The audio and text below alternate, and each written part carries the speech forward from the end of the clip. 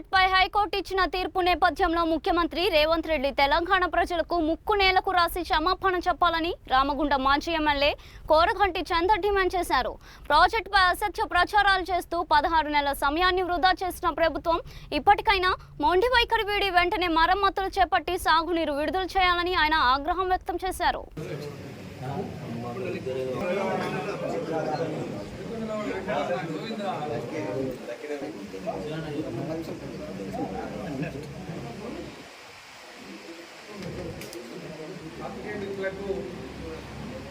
Telangana వరప్రదాయిని Kaleshwaram project విషయంలో చిల్లర మల్లర రాజకీయాలు ఈ యొక్క కాంగ్రెస్ పార్టీ రేవంత్ రెడ్డి ఎన్నికల సమయంలో చేయడమే కాకుండా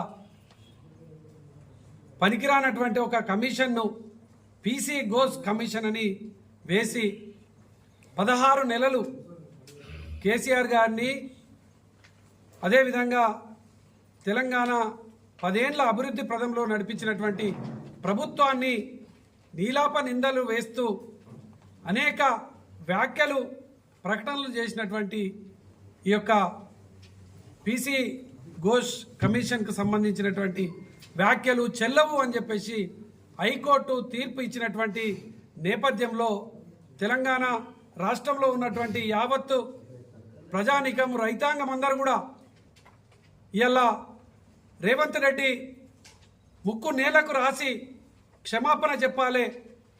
మాకు నీళ్ళు ఇవ్వడం కోసం కేసీఆర్ గారు ప్రాజెక్టు నిర్మాణం చేస్తే కేసీఆర్ గారిని కాకుండా తెలంగాణ రాష్ట్రాన్ని బదనాం చేసేటువంటి విధంగా ఈ యొక్క కమిషన్ వ్యాఖ్యలు ఉన్నాయి.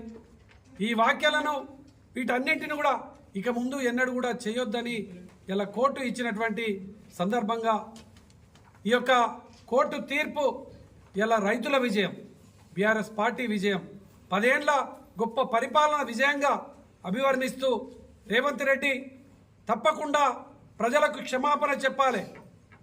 రేవంత్ రెడ్డి ముక్కు నేలకు రాసి నేను 2.5 ఏళ్లలో ఈ యొక్క కాళేశ్వరం ప్రాజెక్టులో నీళ్లు ఆపకుండా మరమ్మతులు చేయనందుకు నన్ను క్షమించాలని ప్రజలను వేడుకోవాలని ఇలా మేము డిమాండ్ చేస్తూ ఉన్నాం.